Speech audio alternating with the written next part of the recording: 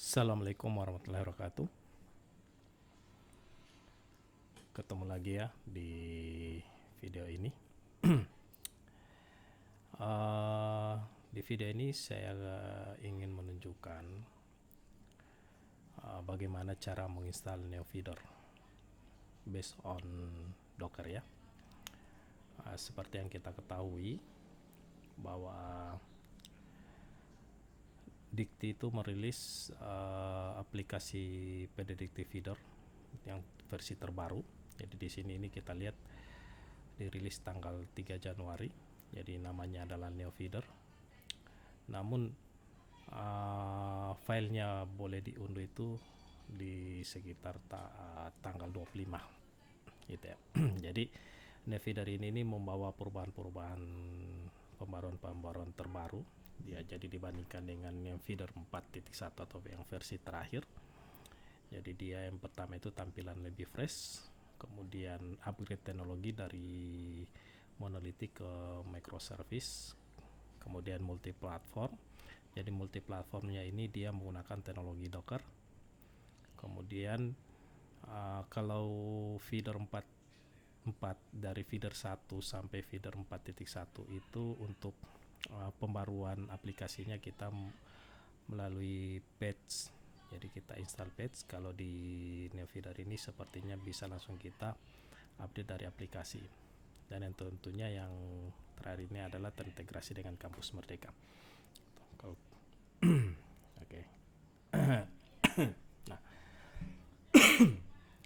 oke, jadi di sini saya akan menunjukkan cara menginstal feeder NeoFeeder multi platform. Jadi kalau ini kita klik dulu, kita klik. Di sini terdiri dua versi installernya, yaitu yang versi Windows, baru kemudian versi multi platform. Nah, di sini kosong, dihapus kayaknya ya, tidak masalah. Ya. Jadi yang kita bahas di sini ini adalah multi platform. Jadi untuk multi platformnya di sini dia menggunakan Docker ya. Nah, untuk menginstal, jadi di sini saya lagi-lagi menggunakan layanan dari ID Cloud House.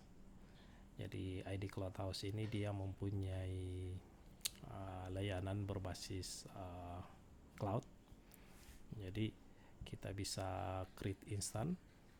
Jadi kita bisa pilih di sini. Dan enaknya kalau di ID Cloud House ini yang versi cloud ini saldo kita akan terpotong kalau servisnya ini atau layanan ini aktif. Kalau kita tidak ingin terpotong saldo kita, ya jangan diaktifkan. Okay. Nah, di ID Cloud House sendiri, atau ya saya singkat saja IDCH, itu sebenarnya sudah tersedia di app katalog. Jadi kalau kita mau lebih mudah, kita tinggal klik app katalog, lalu kemudian kita pilih feeder. Nah, di sini ini sudah tersedia versi NeoFeeder. Namun di video ini saya tidak membahas yang versi app katalog. Jadi kita menginstal dari awal ya. Jadi menginstal dari awal. Nah, di sini nih kita pilih virtual machine. Lalu untuk sistem operasinya, OS-nya kita pilih Ubuntu versinya 21.04. Nah, untuk size-nya silakan teman-teman menyesuaikan ya, makin besar makin bagus. Jadi kalau saya sih sebenarnya saya mulai dulu dari yang termurah, yang dari 100. Ini kalau menurut saya untuk feeder ini sudah lebih dari cukup. Namun ya tergantung dari besar kecilnya data yang ada di kampus kita. Jadi kalau kampusnya besar, jumlah data sampai ratusan ribu bahkan jutaan, ya spesifikasi ini lebih bagus dinaikkan. Jadi pakai yang RAM-nya 4, harddisknya 60, atau kita bisa custom CPU-nya kita bikin jadi 4 core, RAM-nya jadi 8 GB gitu. Nah, namun untuk keperluan video ini saya menggunakan yang versi paling bawah, yaitu 50.000 per bulan atau sekitar Rp68 per jam. Nah, ini spesifikasinya 1 core 1 GB dan 20 GB hard disk. Nah, jadi kita pilih virtual machine, OS-nya kita pilih Ubuntu, size-nya kita pilih ini, lalu lokasinya ya kita biarkan default seperti ini. Lalu jangan lupa centang public IP ya, biar kita mendapatkan IP public dari cloud ini. Selanjutnya kita pilih billing. Nah, kalau billingnya kita misalkan di sini saya punya saldo sekitar 500.000. Jadi kalau saldonya kosong ya kita top up dulu. Untuk cara top upnya ada di video yang satunya, itu tentang cara install Sister. Nanti saya taruh linknya. Jadi setelah itu kita pilih di sini masukkan user. Jadi saya masukkan user saja Neo, kemudian Neo Feeder 2021. Kita kasih add begitu.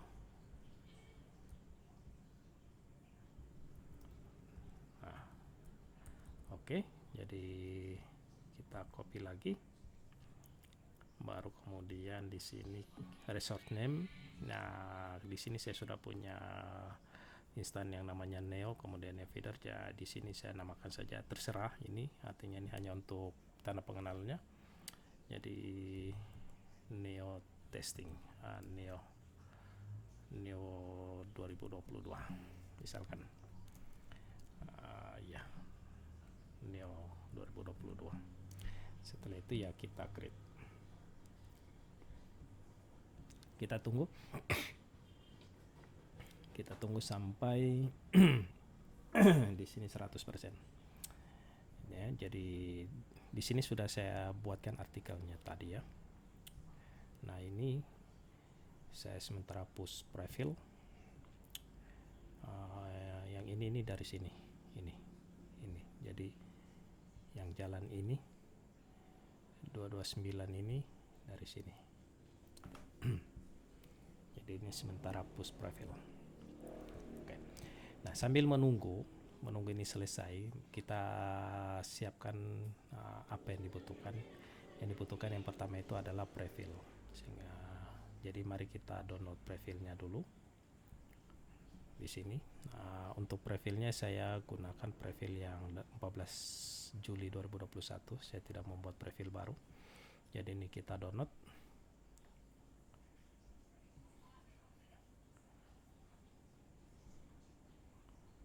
Ini saya download dulu.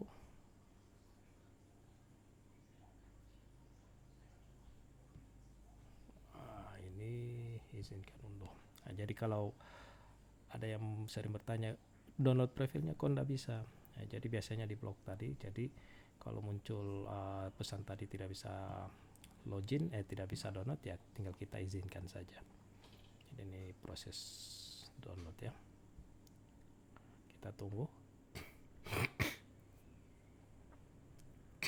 Nah, jadi dari Neo Feeder ini sebenarnya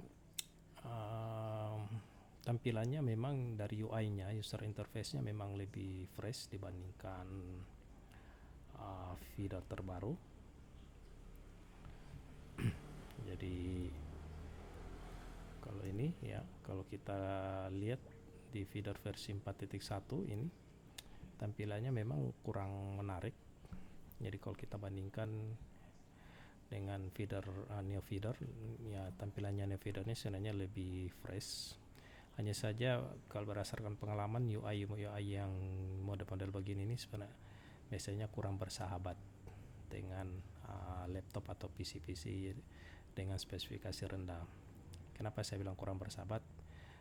Biasanya kalau pengalaman saya ya, ini saya based on experience, jadi berdasarkan pengalaman saya, UI yang versi-versi yang jenis-jenis begini ini justru lebih boros resource, jadi dia lebih banyak menggunakan memori dan resource PC lainnya.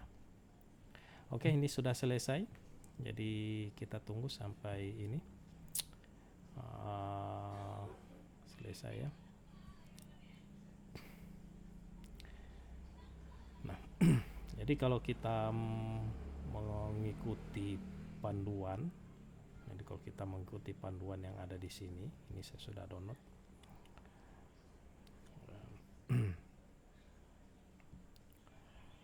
Nah, di sini dia mulai ekstrak file, lalu kemudian di sini untuk proses install Docker.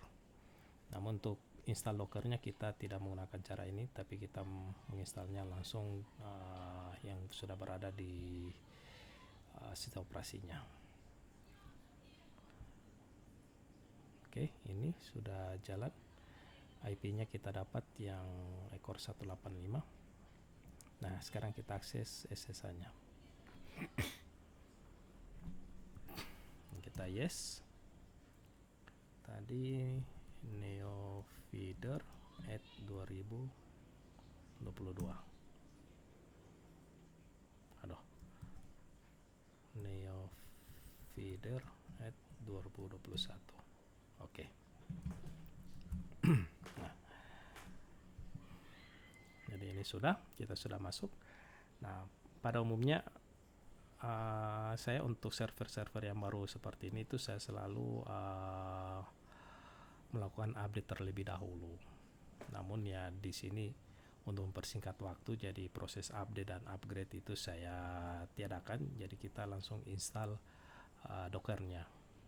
Jadi kita install langsung Docker. Kalau berdasarkan panduan di sini ini dia menggunakan repository, namun ini kita langsung menggunakan package yang sudah ada di Ubuntu 21-nya. Jadi tinggal kita install docker.io. Nah, yang kita butuhkan adalah Dockernya, lalu kemudian Docker Compose, kemudian kita install lagi library dependensinya seperti curl, kemudian kita unzip. Nah, ini kita yes. Sorry, kita lupa di depan sudah apt install. Nah, waduh, ini lagi proses ya. Kalau seperti ini biasanya saya reboot. Kita reboot. Kita booting ulang VM-nya. Oke. Jadi kembali ke sini ya. Nah, jadi di sini langkah 6, 7, 8, 9, 10, 11 ini saya lewati. Jadi kalau yang ada di panduan ini dia menginstal Docker dari repositorinya. Ya, kalau kita menginstal dari repository berarti kita mendapatkan Docker yang versi terbaru. Tetapi di sini ya karena saya menggunakan Ubuntu 2104, maka versi Dockernya ya boleh dibilang ya versi yang terbaru juga gitu ya. Palingan update-annya dengan yang versi repository itu palingan update-updatean minor. Neofeeder at 2021. Oke, jadi kita langsung install saja. Oke, jadi ini dia, kita tunggu. Nah, untuk Neofeeder-nya tadi ini sebenarnya saya mau download dari aplikasinya langsung dari sini. Namun di sini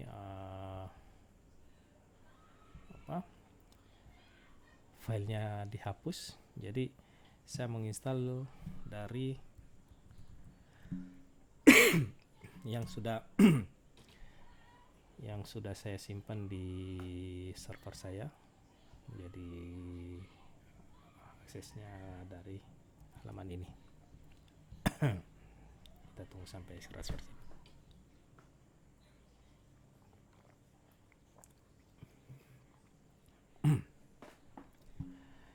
Oke, jadi Sambil menunggu kita buka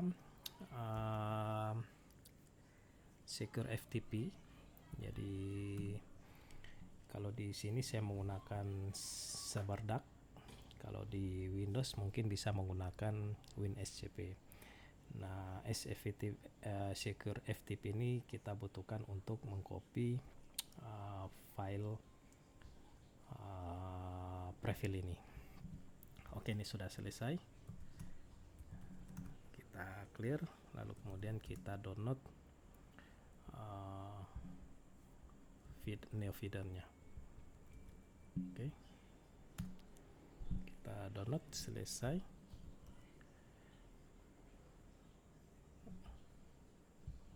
Oh, salah ya.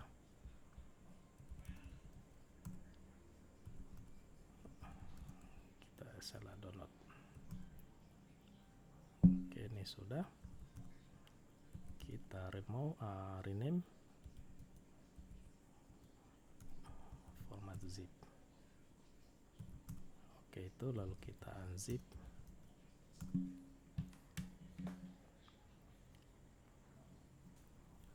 Oke, selesai. Nah, sekarang kita masuk di folder neofeeder. Nah,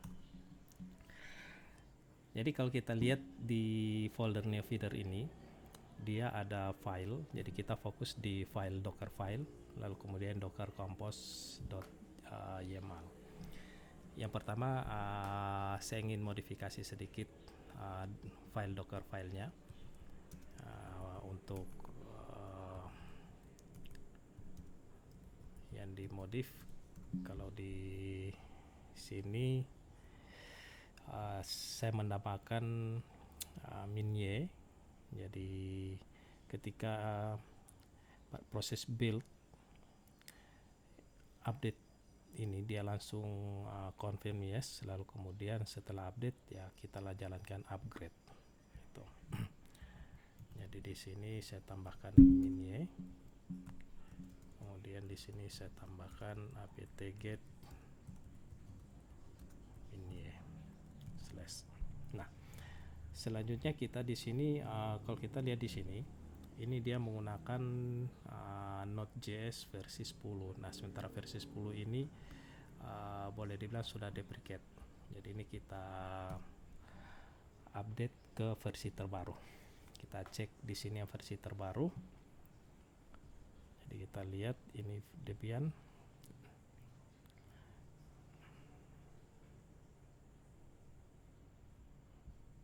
Nah, untuk versi terbaru ternyata dia menggunakan versi 17. Jadi kita menggunakan versi 17. Nah, untuk versi 17 untuk menginstalnya angka 10 ini kita tinggal ganti dengan 17, atau kita bisa menggunakan versi currentnya. Jadi setup current ini artinya dia menggunakan mengambil versi terbaru. Jadi kalau versi terbarunya 18 ya berarti 18. Oke, sampai di sini selesai. Kita save, kita keluar. Lalu kemudian kita lihat di sini file docker compose. Nah, sebenarnya di sini tidak ada yang perlu dirubah terkecuali untuk port. Jadi neofeeder itu secara default di docker compose-nya ini dia jalan di port 8100 dan kemudian web service-nya jalan di 3003. Nah, seandainya mau dirubah, misalkan kita inginkan dia berjalan di port 80, ya tinggal kita ganti jadi seperti ini. Tapi kalau masih mau tetap ini 8100 ya tetap di situ. Jadi ini sebenarnya tidak perlu dirubah ya. Jadi ini saya close saja tanpa ada perubahan. Nah, kemudian kita cek di folder app. Jadi di sini ada folder app. Jadi kita lihat app. Nah, di folder app ini ada folder public, kemudian scratch, kemudian server Linux. Nah, untuk file server Linux ini dia merupakan file executable, yang artinya yang ini akan menjadi service-nya yang menjalankan port 3003. Nah, sehingganya file server Linux ini dia harus bisa dieksekut secara langsung. Nah, kalau di sini nih kita lihat di sini bukan berupa file execute, sehingga ini ketika kita melakukan build proses install dengan kondisi seperti ini, maka port 3003 itu tidak akan bisa berjalan. Sehingganya kita harus merubah. Nah, namun sebelum kita rubah, kita cek dulu di folder. Di sini ada folder etc. Ini. Jadi kita list etc, kita cek. Nah, di situ ada file supervisor. Nah, kalau kita lihat isi filenya, aduh, sebentar. Nah, itu supervisor. Jadi, nah kalau kita lihat di sini dia komennya menjalankan file server Linux, sehingganya file server Linux yang ada di folder app ini kita harus rubah jadi file executable. Caranya sangat mudah. Kita masuk dulu ke folder app, kita list, nah, lalu kemudian kita cmod, kita rubah jadi executable. Oke. Nah, kalau kita list, nah jadi warnanya jadi warna hijau. Nah, artinya ini sudah bersifat executable. Kita keluar dari folder app, kita list. Nah, dengan posisi seperti ini kita sudah bisa membuild up file NeoFeeder. Namun jika kita ingin melakukan inisialisasi data menggunakan push prefill, maka sebelum proses build, jadi docker compose build ini kita harus copy dulu file prefill ke folder prefill PDDicty. Jadi tadi kan kita sudah download ini, kita sudah download filenya. Nah, sekarang kita copy filenya, kita copy ke server. Cara kopinya sangat mudah. Kalau di Windows bisa menggunakan WinSCP. Kalau di sini saya menggunakan CyberDuck. Boleh juga aplikasi lain, tetapi yang penting file tersebut, aplikasi tersebut mendukung SSH FTP atau SFTP. Jadi di sini saya menggunakan CyberDuck. Kemudian di sini tadi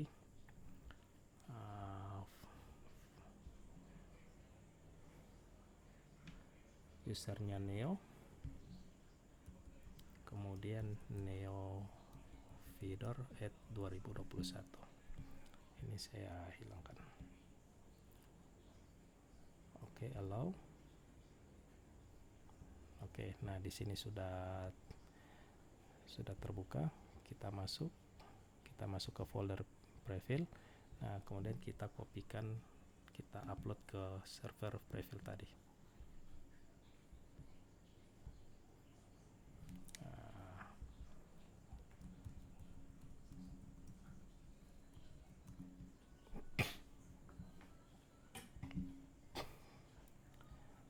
Kita tunggu ya. Jadi itu langkah-langkahnya ya. Kalau di artikel ini saya sudah update di paling bawah. Jadi jika kita ingin push prefill, maka kita harus terlebih dahulu mengcopy file prefill di folder prefill PDDicty. Ini filenya hanya sekitar 47 mega, jadi kecil. Namun ini saya push prefill dari tadi. Ini saya push prefill menggunakan prefill yang ini yang saya copy dari sore tadi. Ini baru 50% lebih. Memang di NeoFeeder ini mungkin belum karena ini aplikasi yang baru pertama, baru jadi ya, artinya versi pertamanya dari NeoFeeder, maka mungkin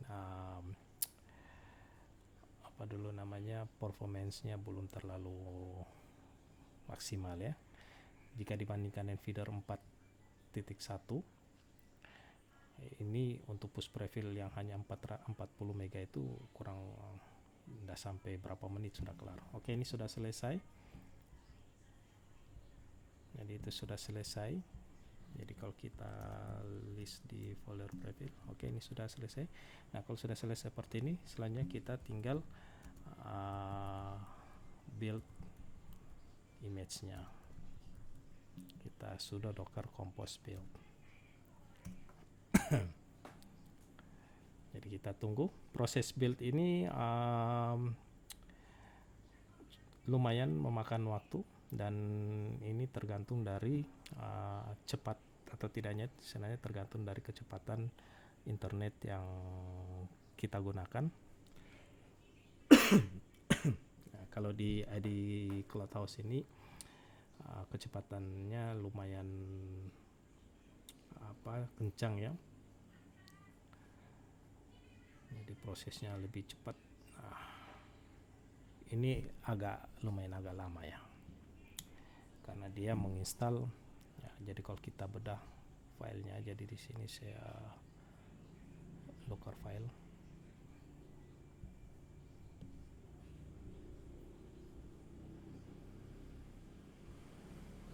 Jadi kalau kita bedah filenya, yang pertama itu dia akan menginstal Ubuntu versi terakhir, berarti versi 21.10, lalu kemudian menjalankan update, lalu kemudian tadi ada upgrade. Setelah itu dia menginstal dependensi yang dibutuhkan, Corp, B7 Zipful, Nginx, dan Supervisor. Lalu kemudian di sini dia menjalankan setup install Node.js kalau yang bawahnya menggunakan versi 10. Baru di sini proses clean up, membuat user dan lain sebagainya. Jadi ini proses build ini yang terjadi di sini ini adalah yang ada di folder di file docker file. Gitu ya. Kita tunggu.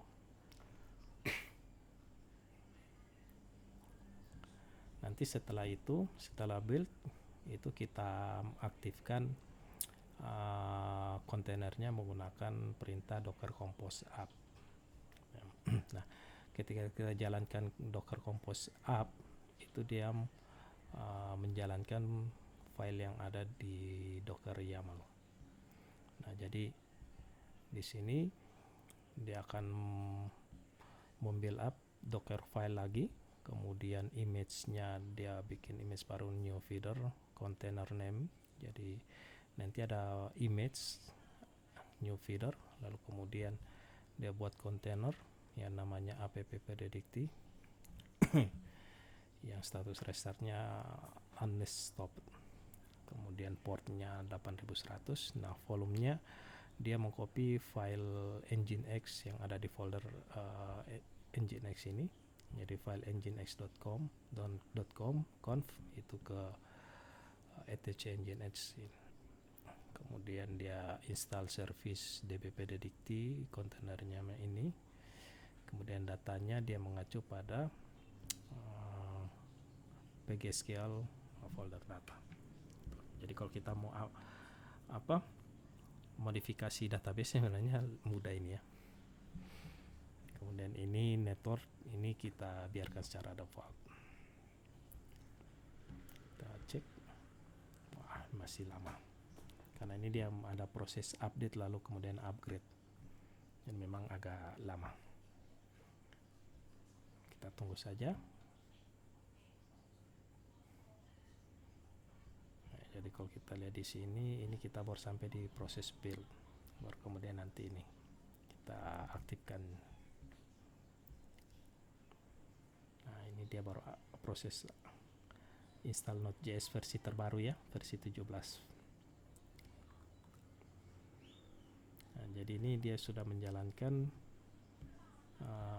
perintah ini. Setelah itu yang di bawah ini tinggal clear.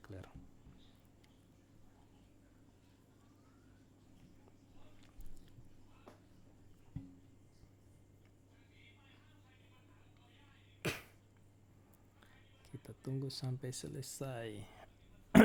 Oke, ini sudah selesai. Oke. Node.js-nya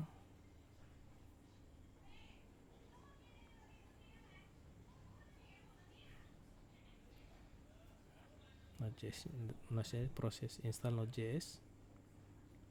Jadi kalau ada keterangan merah-merah begini diabaikan saja, tidak tidak usah dipikirkan.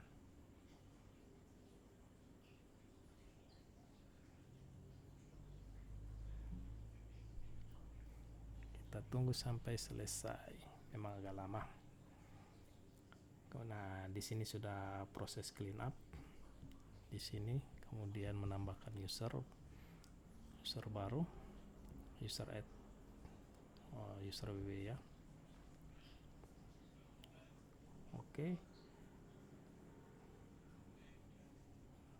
Sudah selesai.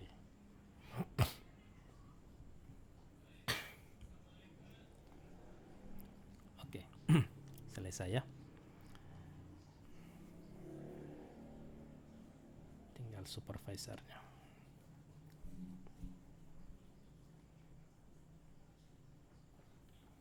Oke, selesai. Jadi kalau sudah selesai kita bisa cek image-nya menggunakan perintah sudo docker image. Nah, di sini dia sudah ada pddict new feeder kemudian ubuntu. Nah, db-nya belum ada, jadi di sini kita aktifkan aplikasinya menggunakan perintah docker compose up, kemudian kita detach min d.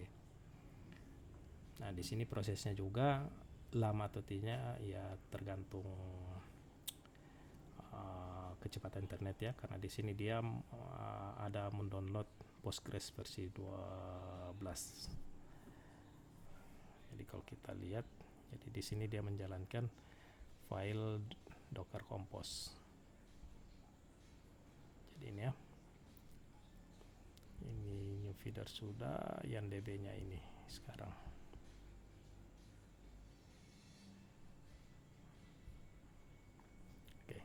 Oke, cepat. Ini sudah cepat. Selesai. Nah, jadi proses instalasinya sudah selesai. Jadi coba kita cek docker image-nya sudah ada. Oke, jadi sudah ada pddict new feeder, Postgres dan Ubuntu ya, yang sesuai dari docker filenya. Lalu kemudian coba kita kontainernya. Oke, kontainernya sudah ada yang app pddict dengan db pddict. Nah, kalau sudah seperti ini seharusnya aplikasinya sudah bisa jalan. Nah, untuk tesnya kita bisa localhost 8100. Oke, di sini jalan. Jadi ada ya, ada new feeder. Jadi di sini title-nya new feeder 2022. Coba kita tes web service-nya. Oke, token tidak ditemukan, berarti jalan ya. Nah, selanjutnya tinggal kita akses lewat IP-nya. Kita 8100. Nah, di sini sudah jalan ya. Di sini feedernya sudah jalan. Nah, selanjutnya adalah tinggal proses push prefill.